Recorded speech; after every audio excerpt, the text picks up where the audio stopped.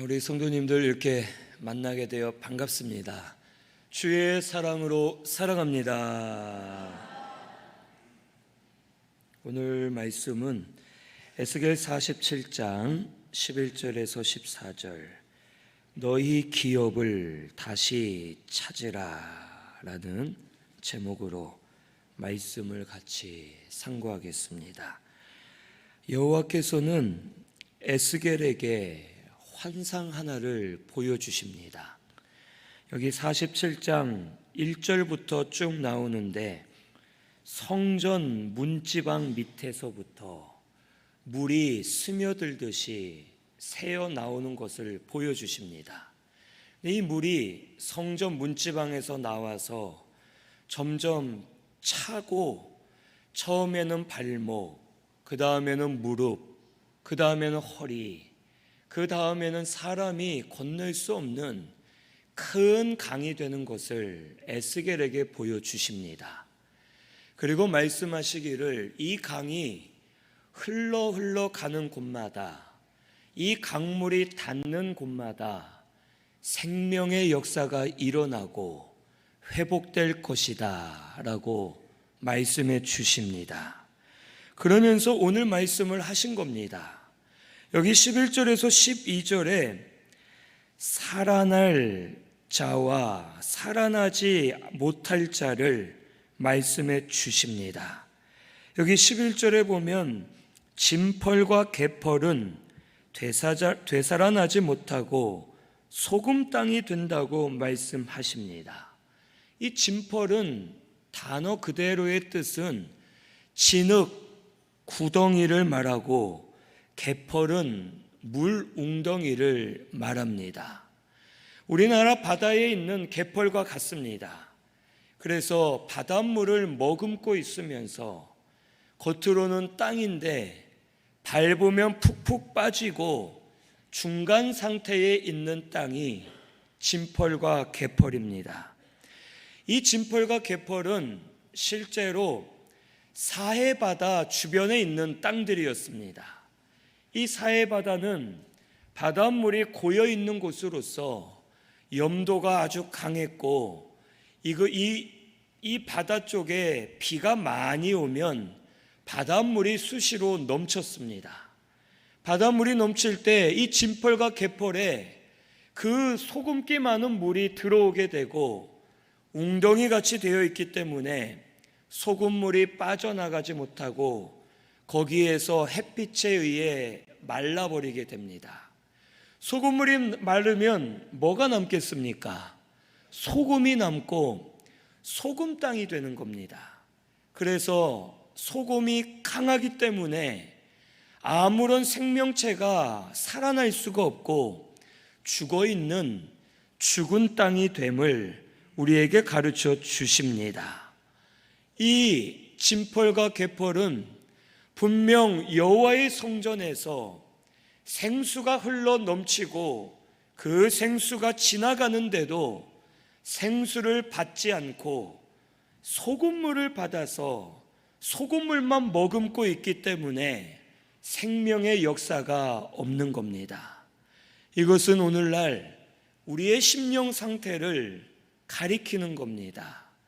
오늘날 세상과 믿음 중간에 서서 소금물만 머금고 있듯이 세상의 것, 육신의 것만 붙들고 있는 성도가 오늘날 많이 있음을 우리에게 가르쳐 줍니다.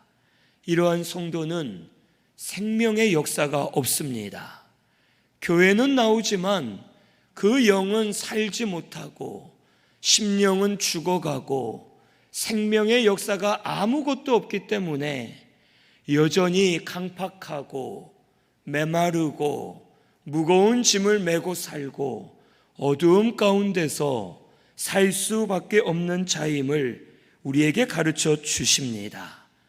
말씀을 들어도 듣지를 못합니다. 밑 빠진 독에 물을 부으면 어떻게 됩니까? 물이 쌓이는 게 아니라 다 빠져나갑니다. 이와 같이 그런 성도는 말씀을 들으러 나오지만 말씀을 들으러 온 게 아닙니다. 복받기 위해, 자기 하는 일이 잘 되기 위해 겨우겨우 교회는 어슬렁거리고 나오지만 말씀과는 상관없는 자고, 세상과 육신의 것을 붙들고 소금 땅과 같이 죽어가는 심령임을 우리에게 가르쳐 주십니다. 오늘 우리 신승교회는 이러한 성도가 없어야 됩니다. 우리 성도님들은 이런 심령들이 돼서는 안 될 줄로 믿습니다. 우리는 살아나는 심령들이 되어야 합니다. 여기 살아나는 심령은 12절에 보니까 강가에 있는 나무들입니다. 이 강가에 있는 나무는 각종 먹을 과실나무가 자라고 잎이 시들지 않고 열매가 끊이지 않는다고 말씀하십니다. 그 이유는 그 물이 성소를 통하여 나옴이라 라고 하시면서 열매는 먹을만 하고 잎사귀는 약 재료가 된다고 말씀해 주십니다. 성전에서 물이 흘러나오고 그 생수가 강을 이룹니다. 강가에 있는 나무는 시절을 쫓아 과실을 맺고 잎이 푸르게 청청하고 모든 것이 생명의 역사가 충만하여 잘 자란다는 겁니다. 강가는 생명의 강을 말하고 생명의 강에서 생명의 역사가 일어납니다.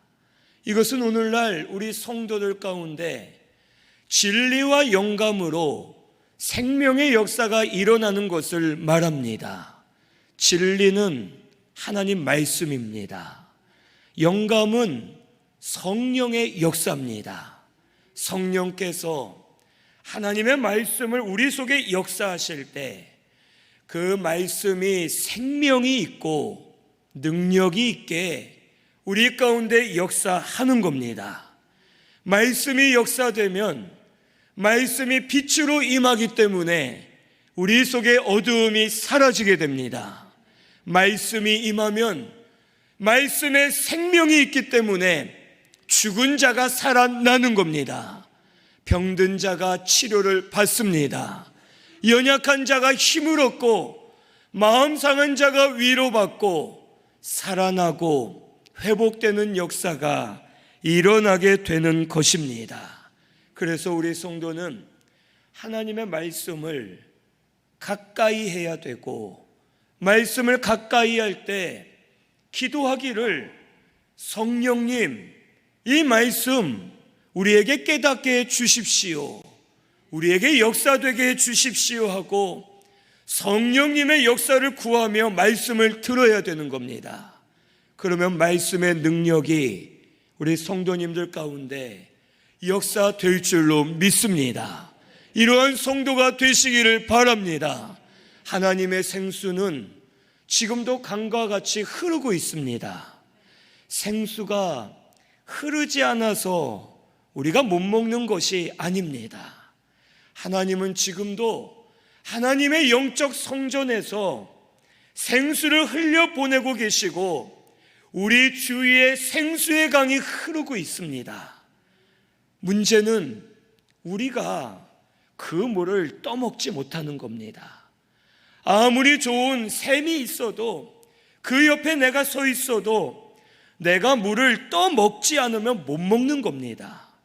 물이 있지만 먹지 못하는 것처럼 하나님의 생수는 지금도 우리에게 계속 흐르고 있고 흐르게끔 하나님이 역사하고 계시지만 우리가 그 생수를 흘려버리는 겁니다. 흘려버리고 내 속에 소금물과 같은 세상의 것, 육신의 것만 꽉 붙들고 있기 때문에 말씀을 들어도 들리지 않고 말씀이 깨달아지지 않고 말씀에 생명이 없고 말씀의 지식만 남아서 교만해지기만 하고 세상적으로 교만해지면서 하나님의 역사와는 상관없는 곳으로 우리가 걸어가게 되는 겁니다. 우리 성도님들은 이제 하나님의 말씀을 진짜로 붙잡으시기를 바랍니다. 말씀을 들으실 때 하나님, 오늘 말씀 깨닫게 해주십시오. 오늘 말씀이 영이요 생명되게 해주십시오. 말씀을 성령께서 역사해 주십시오. 그러면 내가 말씀으로 살아날 줄로 믿습니다 하고 기도하는 마음으로 들으시면 하나님이 역사해 주실 줄로 믿습니다. 진짜 하나님의 능력은 말씀을 통해 일어납니다. 말씀을 그렇게 듣다 보면 말씀이 생수가 되어 죽은 심령들이 살아납니다. 잠자는 자들이 깨어날 것입니다. 상한 심령을 가지고 왔다가도 지금 이 시간 말씀을 통해 고침받게 되고 어두운 세력은 다 물러가게 되고 빛으로 충만하여 심령이 살아나고 마음의 병도 고침받고 육신도 힘을 얻고 회복되는 역사가 일어나게 될 줄로 믿습니다. 그래서 생수의 강을 통해 열매는 먹을 만하고 잎사귀는 약재료가 된다 하신 것처럼 그 생수를 통해 우리가 살아나고 우리를 통해 다른 이들도 살아나도록 하나님이 역사해 주실 줄로 믿습니다. 우리 진펄과 개펄과 같은 마음 이제는 버리시기를 바랍니다. 교회 나와봤자 소용없습니다. 우리 마음이 하나님 앞에 나아가야 됩니다.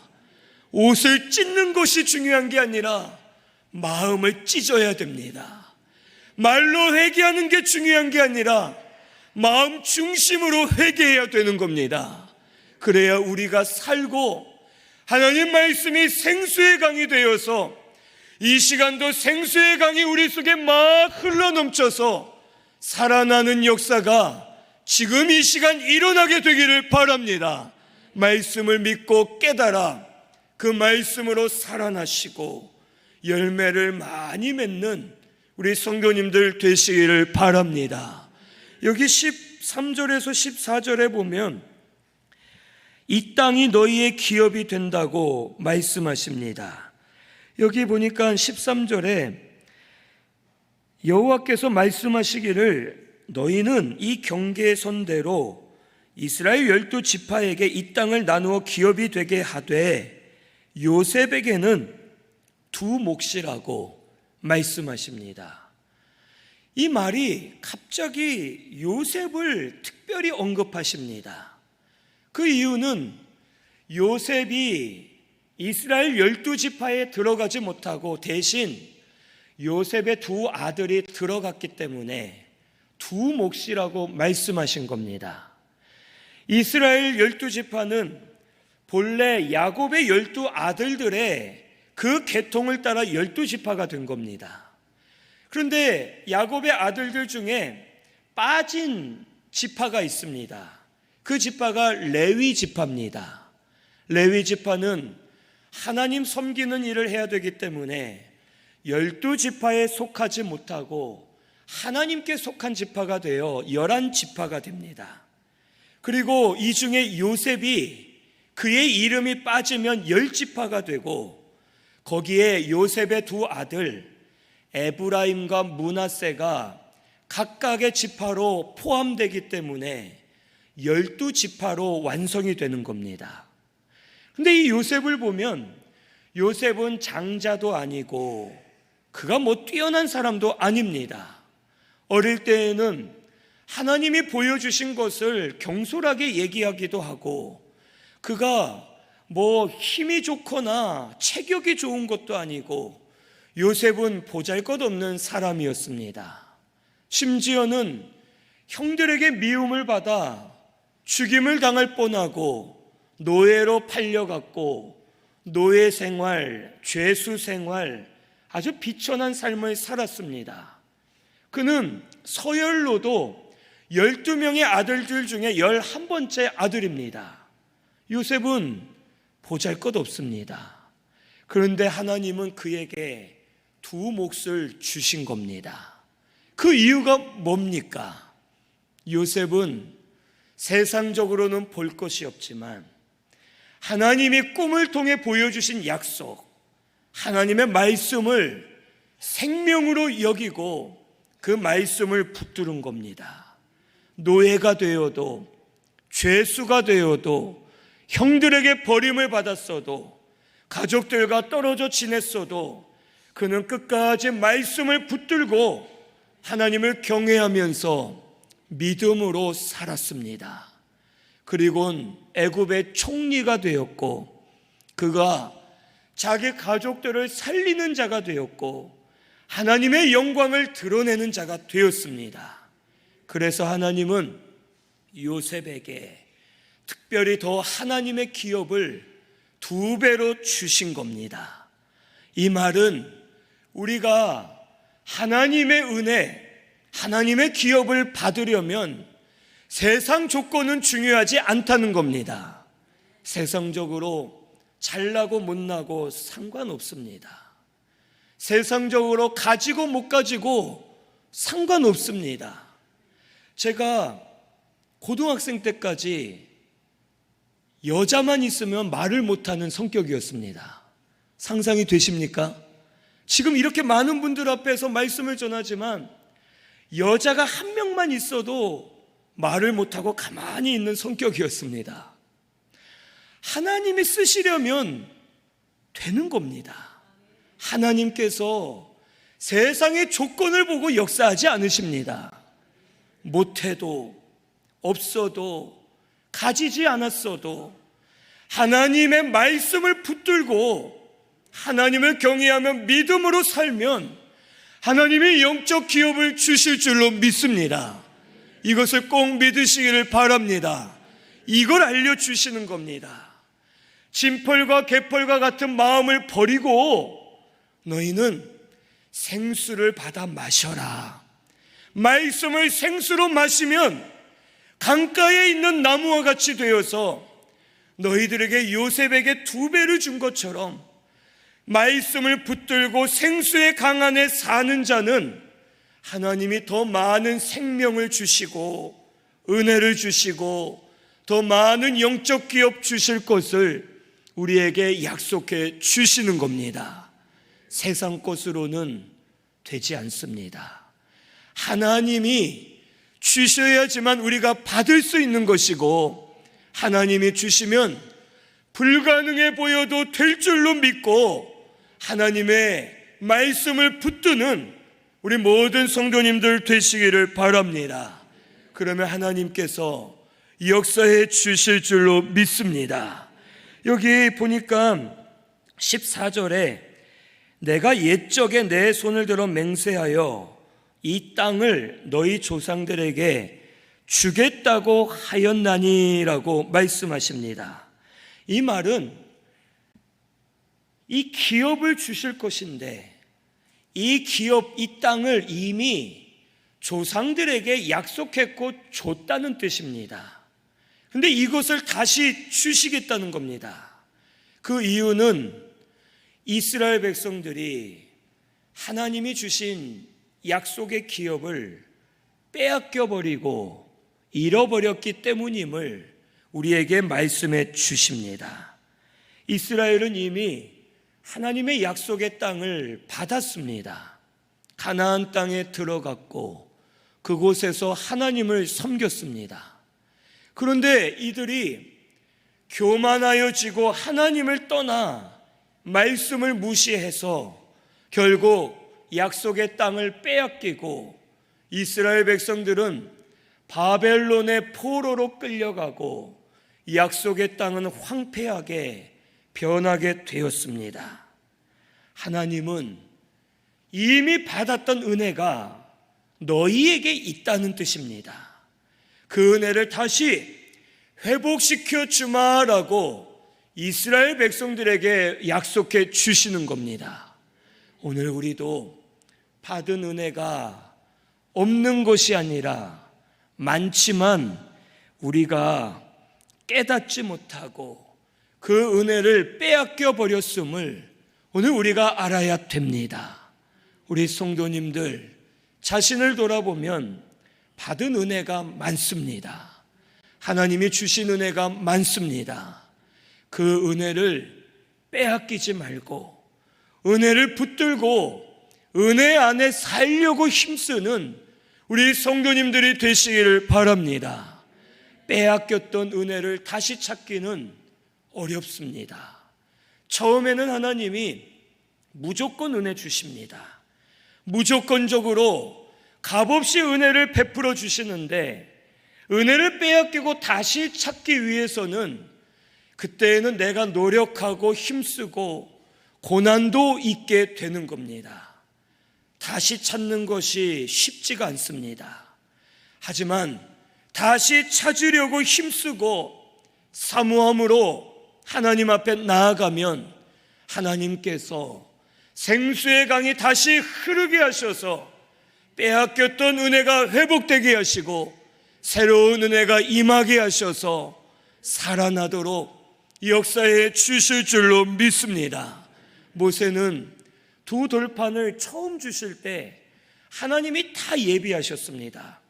돌판도 예비하시고 새겨 놓으셨다가 모세야 올라와라 주겠다 하고 주셨는데, 이스라엘 백성들의 죄로 돌판을 빼앗기게 되었고, 다시 하나님이 돌판을 주실 때에는, 말씀 주실 때에는 이제는 모세 네가 돌판을 다듬어 깎고 그것을 메고 산으로 올라와라 라고 하십니다.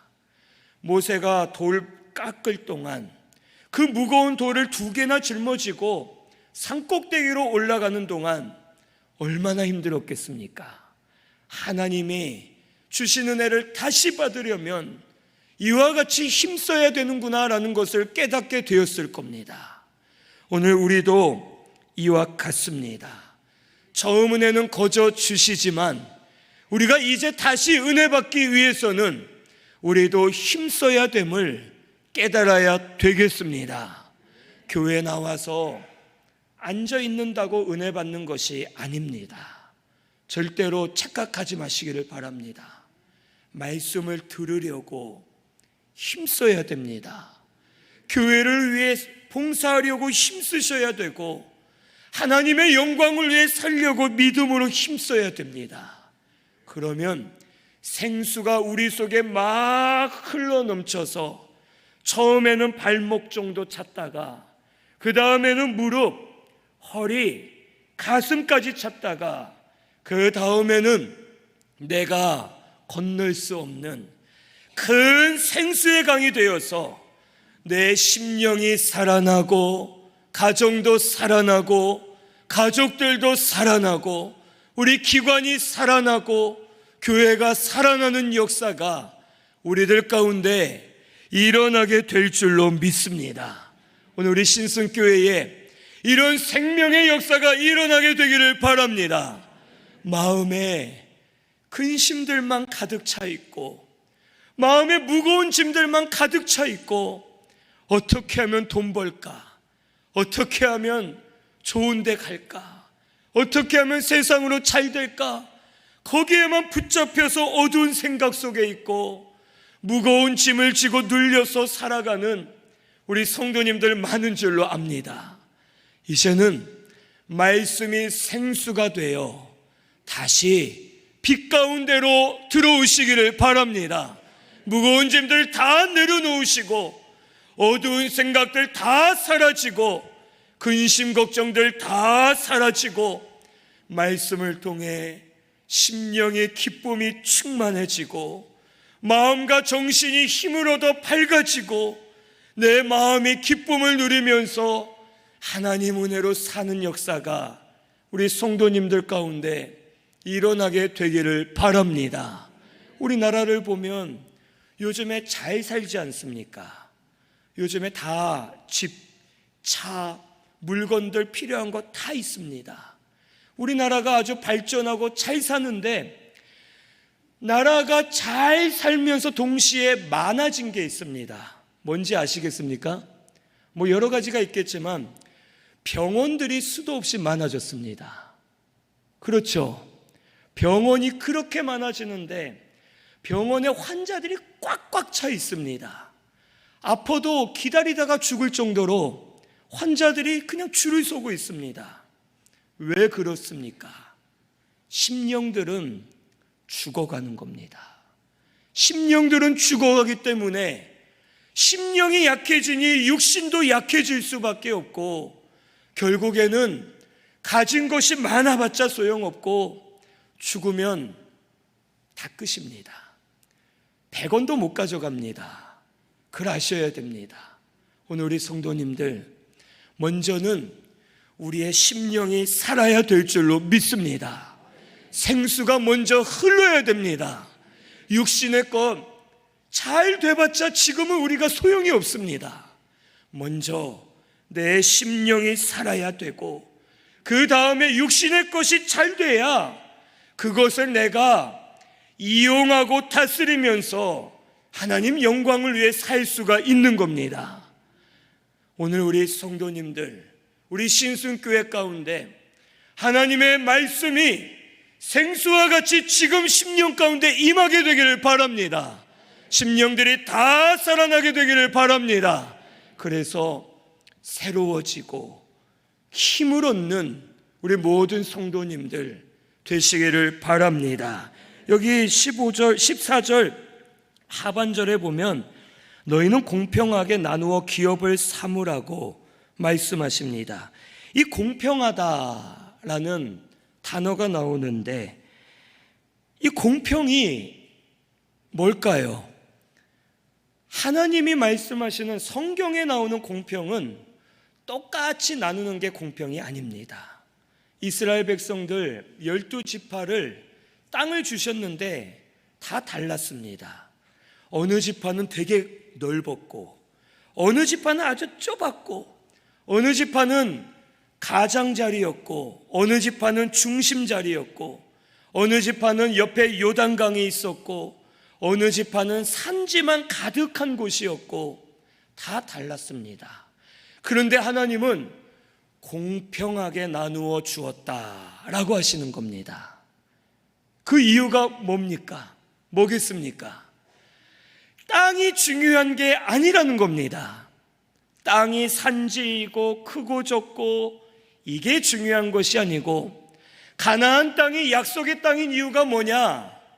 그 땅이 좋아서가 아니라 가나안 땅에 하나님이 거하시기 때문에 그 땅이 약속의 땅인 겁니다.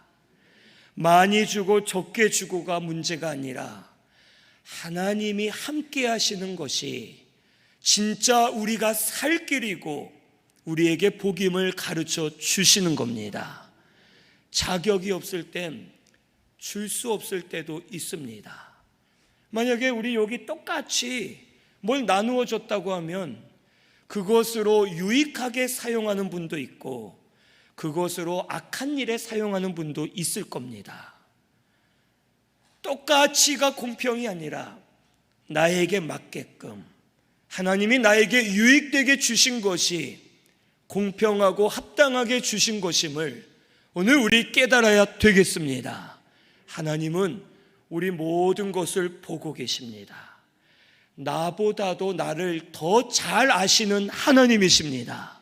그 하나님이 우리에게 합당하게 주신 줄로 믿고 진펄과 개펄과 같이 세상 것을 붙들려고 죽어가지 말고 이제는 먼저 하나님의 생수를 받아 마시면서 심령이 살아나는 자가 되어야 할 것을 우리에게 가르쳐 주십니다.